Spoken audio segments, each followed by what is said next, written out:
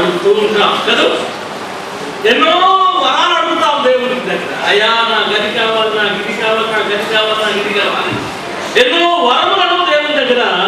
ఎన్ని అడిగినా, ఎంతకాలం అడిగినా ఇంకా పొదువు ఉన్నట్టుగా ఆయన మనం కోరుకుంటాం, వరములు కోరుకుంటాం.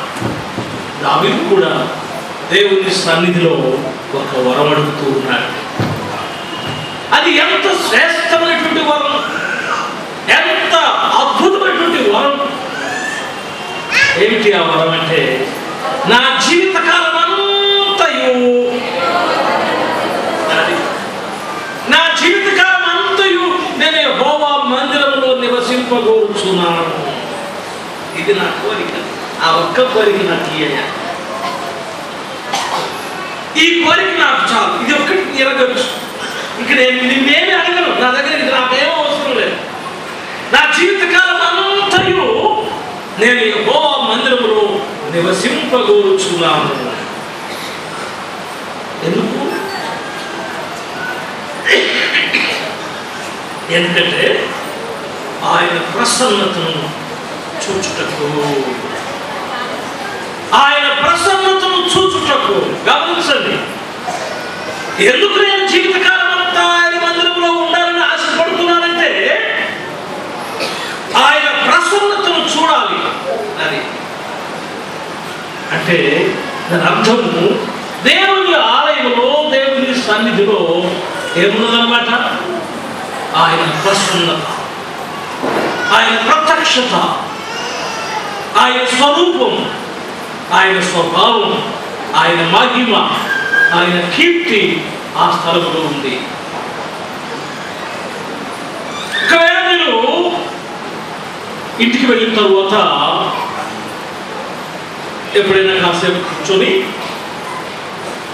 2వ దినవృత్తాంత గ్రంథము 6వ అధ్యాయం 7వ అధ్యాయాన్ని చదివితే, ఇప్పుడు చదవడానికి సమయం కాదు, చదివితే దేవుని యొక్క ప్రసన్నత చేత ఆలయం అంతయు నింపబడినదని రాయబడింది.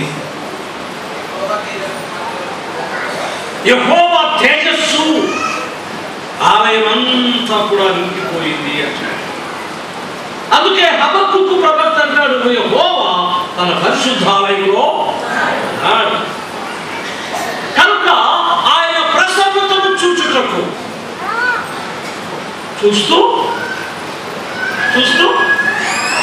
ఆయన ఆలయంలో ధ్యానించుటకు, అది ఆయన ప్రసన్నతను చూస్తూ ఆయన వాక్యాన్ని ధ్యానిస్తూ, ఈ రెండు చేస్తూ నా జీవితకాలం అంతా నేను నా దేవుని మందిరంలో ఉండకూర్చున్నాను.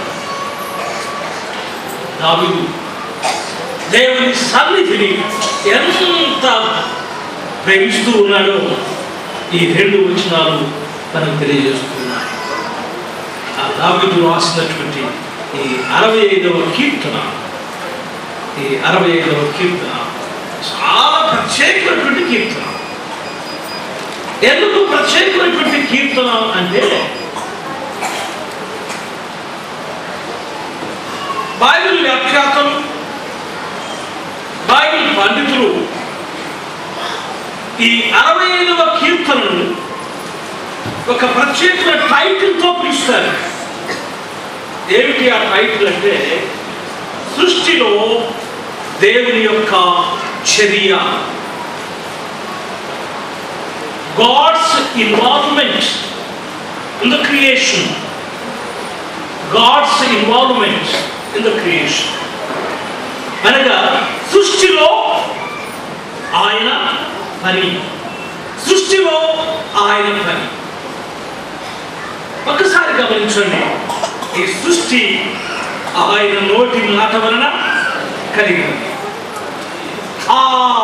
ఈ అనంతమైనటువంటి సృష్టిలో, ఈ అనంతమైనటువంటి సృష్టిలో నీవు నేను ఒక భాగం. అవునా? దేవుని సృష్టిలో మనం వేరుగా ఉన్నామా? దేవుని సృష్టిలో ఒక భాగమా? మనము దేవుని సృష్టిలో ఒక భాగం, సృష్టికి వేరుగా లేదు. దేవుని యొక్క సృష్టిలో మనం ఒక భాగం. అయితే ఈ సృష్టి అంతటి మీద కూడా దేవుడు మనుషునికి అధికారమును ఇచ్చాడు. ఎందుకనగా మనుషుడు దేవుని పోలిక. ఎందుకు దేవుడు సృష్టి అంతటికి మనిషిని మక్కువగా చేశాడు? సృష్టి అంతటి మీద దేవుడు ఎందుకు మనుషునికి అధికారం ఇచ్చినాడు అంటే మనుషుడు దేవుని పోలిక కనుక. అందుచేత మహిమ ఘనతలను మనుషునికి ఇచ్చి సృష్టి అంతటి మీద అధికారం ఇచ్చి దాన్ని ఏలుటకు, దాన్ని పరిపాలించుటకు దేవుడు మనుషునికి అవకాశం ఇచ్చాడు, ఆధిక్యతనిచ్చాడు. It's a privilege. ఇది ఒక గొప్ప ఆధిక్యత, గొప్ప ఆధిక్యత. రాత్రికాల సమయం ప్రియమైనటువంటి దేవుని బిడ్డలారా, ఈ సృష్టిలో నీవు నేను ఒక భాగం. అలాగే నీ జీవితంలో, నా జీవితంలో దేవుని పాత్ర, దేవుని చర్యలు ఏమిటో నేను మీకు జ్ఞాపకం చేసి ఈ ధ్యానాన్ని ముగిస్తాను. సృష్టి యొక్క క్రమాన్ని మనం గమనిస్తే సృష్టిలో ఋతువులు ఉన్నాయి కదా. ఋతువులు ఎన్ని ఋతువులు అమ్మా? 4 6 ఋతువులు చెప్తారు ఏమన్నా?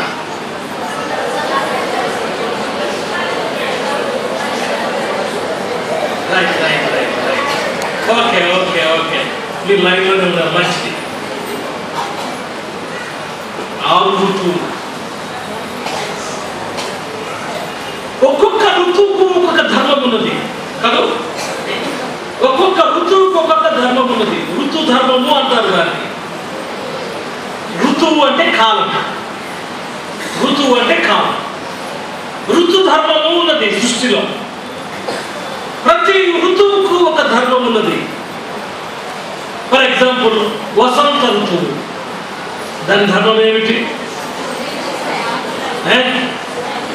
మోడు వారినటువంటి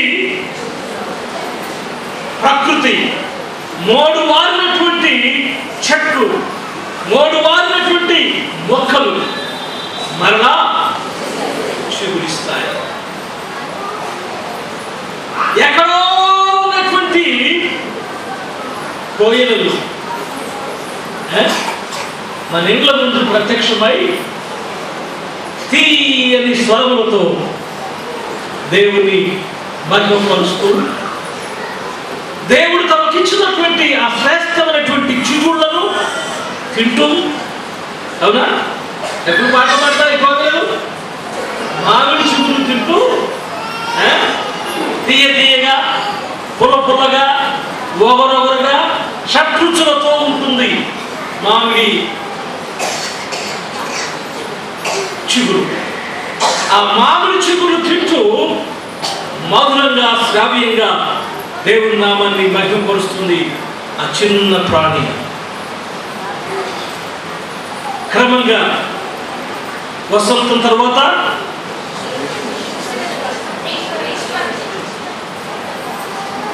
ఏమోలే సరే, ఇంకొకటి శరదృతువు, వర్ష ఋతువు, గ్రీష్మ ఋతువు. గ్రీష్మం అంటే వేసవి కాలం. హేమంత ఋతువు. ఇంకొక ఋతువు ఒక ధర్మం ఉన్నది. గ్రీష్మంలో ఆకాశంలో ఒక్క మబ్బు తునక కనబడదు, ఒక్క మబ్బు తునక కనబడదు. సూర్యుడు నెత్తిన కూర్చున్నాడా అన్నంతగా మన మాడు పగలగొడుతుంది ఎండ. అది గ్రీష్మ తాపం. గ్రీష్మం వెళ్ళగానే వర్షం ప్రారంభమవుతుంది. ఎక్కడెక్కడ ఉన్నాయో, ఎక్కడెక్కడ దాక్కుంటాయో తెలియదు. మేఘాలన్నీ ఒక్కసారి మన చేతులకు అందుతున్నాయా, రైతులపేట కొండ మీద ఉన్నాయా అన్నంత దగ్గరగా దిగిపోతాయి మేఘాలు. చల్లని గాలి వీచగానే వర్షం ప్రారంభమవుతుంది. తొలకరి వర్షం చకోర పక్షులు ఆకాశం వైపు నోళ్లు తెరచి ఆకాశం నుంచి పడేటువంటి మొదటి నీటి బిందువును ఆస్వాదించడానికి చకోర పక్షులు ఆత్రంగా ఎదురు చూస్తాయి. గ్రీష్మం వెళ్ళిన తర్వాత ఇలా ఒక్కొక్క ఋతువుకు ఒక్కొక్క ధర్మం ఉన్నది. దేవుని బిడ్డలారా, 6 ఋతువులు, ఒక్కొక్క ఋతువు 2 నెలలు, 6 2 12, 12 మాసాలు, 12 మాసాలు పూర్తవగానే ఒక సంవత్సరం క్యాలెండర్ కాగితం పక్కకు వెళ్ళిపోతుంది, కొత్త క్యాలెండర్ వస్తుంది. ఎందుకు నేను మీకు జ్ఞాపకం చేస్తున్నానంటే, సృష్టిలో ఇవన్నీ క్రమం తప్పకుండా జరుగుతాయి. గ్రీష్మం వెళుతుంది, మరలా వస్తుంది. వసంతం వెళుతుంది, మరలా వస్తుంది. వర్షంతో వెళ్ళిపోతుంది, మరలా వస్తుంది. అలా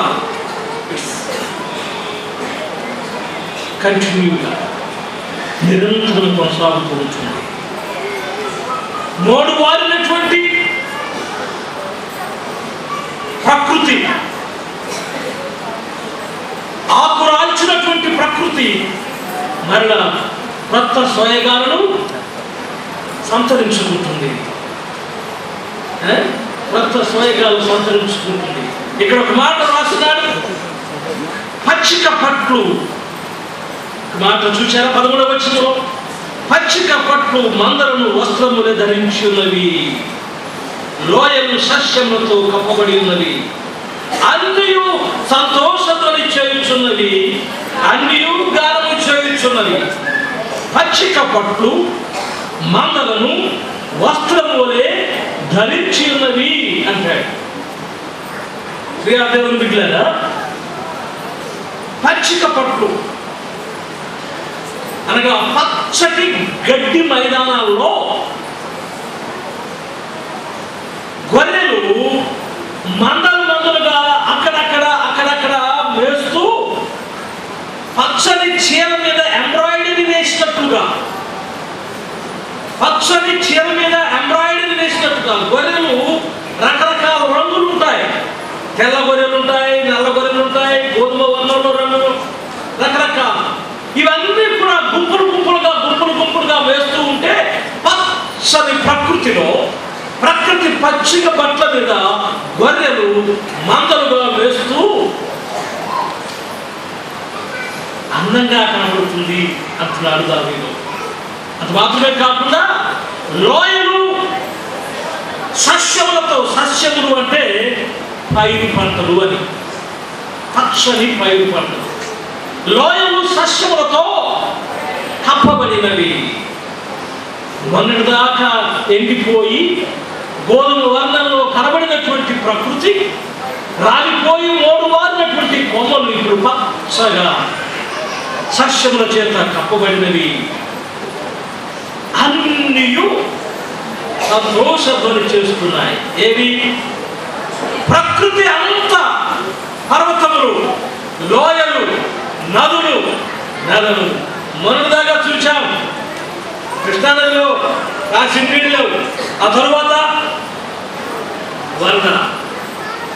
అద్భుతమైనటువంటి దేవుని పని. ఎక్కడ కూడా నీరు కనబడలేదు. కొద్ది గంటల్లో అంతా నీరే. నీరు జీవమునకు సంకేతం. ఇక్కడ ఈ ప్రకృతి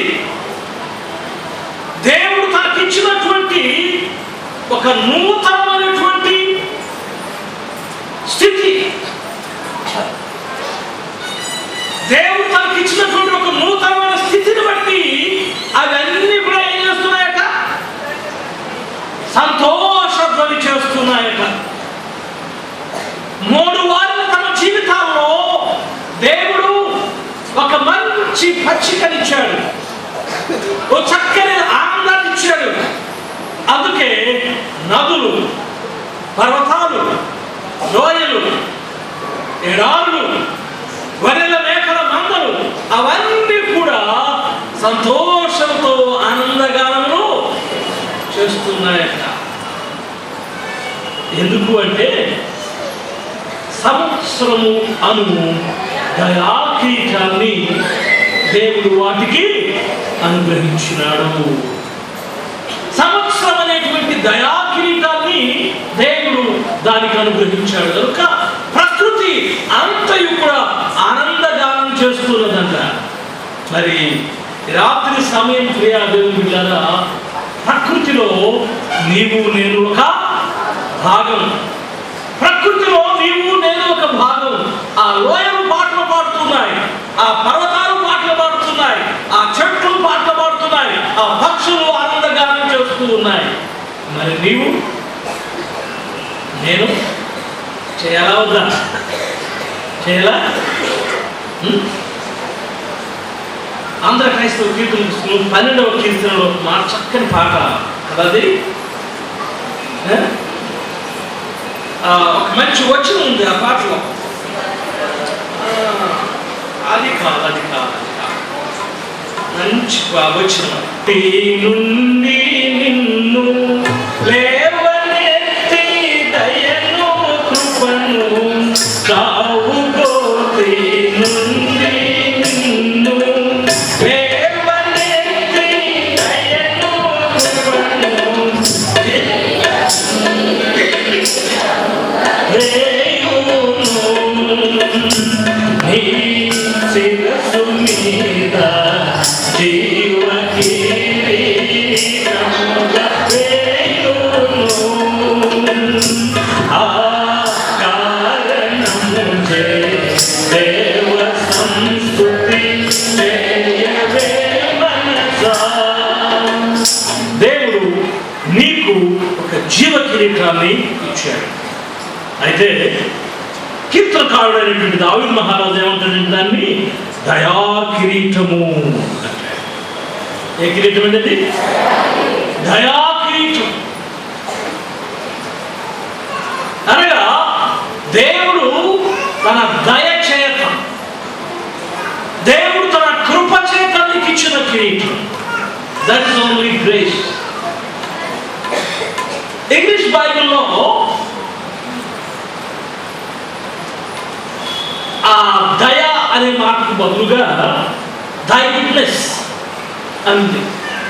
దై గుడ్నెస్ అంటే నీ మంచితనం. అది ఒకవేళ నేను దయ అనేటువంటి మాట ట్రాన్స్లేషన్ తప్పని అనను, కానీ దై గుడ్నెస్ అంటే దేవుడి యొక్క మంచితనం. అది మనుషుల ఎడల ఆయన మంచి దేవుడు. మనసున్న మంచి దేవా, నీ మనసును నాకిచ్చావా, మనసు మలినమైన నాదై మనిషిగా దిగి వచ్చావా, మనసున్న మంచి దేవా.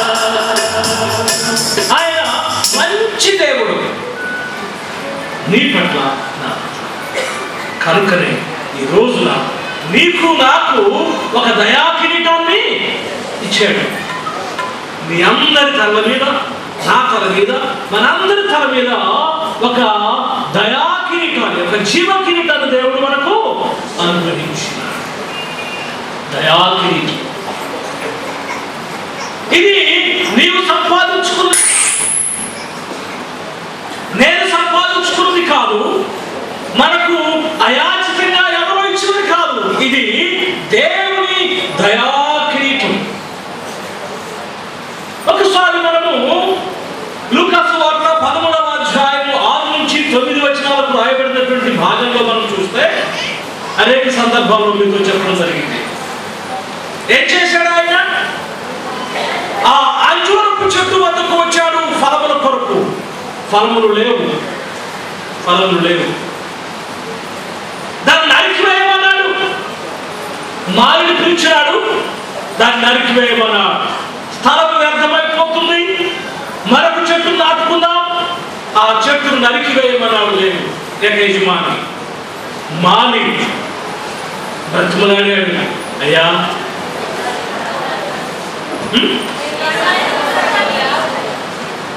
నేను దాని చుట్టూ త్రవ్వి ఎరువు వేసి నీళ్లు పోసి అది ఫలించులాగా పని చేస్తానయ్యా. ఈ సంవత్సరం కూడా ఉండనివ్వు అని మాలి బ్రతిమలాడినాడు. ఆయన మంచి దేవుడు. అందుకే 103వ కీర్తనలో రాస్తాడు దావీదు మహారాజు. నేను తెచ్చాను ముందే. దావీదు మహారాజు దేవుని మనస్సును ఎరిగినంతగా మరి ఎవరు ఎరిగి ఉండదండి. అందుకే ఆయన దీర్ఘశాంతం కలిగిన దేవుడు, కృపా సమృద్ధి కలిగినటువంటి దేవుడు. ఆయన ఎల్లప్పుడూ రాజ్యమాడువాడు కాడు, నిత్యము కోపించువాడు కాడు. కోపం వచ్చింది ఆయనకు ఎప్పుడు? ఆ అంజూరపు చెట్టు ఫలించకుండా, కాయలు లేకుండా, పూత లేకుండా, పిందెలు లేకుండా, కేవలం ఆకులు మాత్రమే ఉండి ఏ ఫలము లేకుండా ఆ అంజూరపు చెట్టు ఉండినప్పుడు దాన్ని చూడగానే ఆయనకు కోపము వచ్చింది, నరికివేయమన్నా. అయితే మాలి బ్రతిమలాడాడు, అయ్యా ఈ సంవత్సరం కూడా ఉండనివ్వు. అంత కోపం, ఎంత కోపం? నరికి వేయమన్నంత కోపం. నరికేయండి, అసలు స్థలం వేస్ట్ అయిపోతుంది. దీనికి ఎరువు దండగా, నీళ్లు దండగా, స్థలం దండగా, అన్ని దండగా. నరికే మహోగ్రతతో దాన్ని నరికి వేయమన్నటువంటి యజమాని మాలి బ్రతిమలాడగానే ఏమన్నాడు? సరే కదండి, అయ్యా ఈ సంవత్సరం కూడా ఉండనివ్వు అని మాలి బ్రతిమలాడగానే యజమాని ఏమన్నాడు? సరే ఉండని.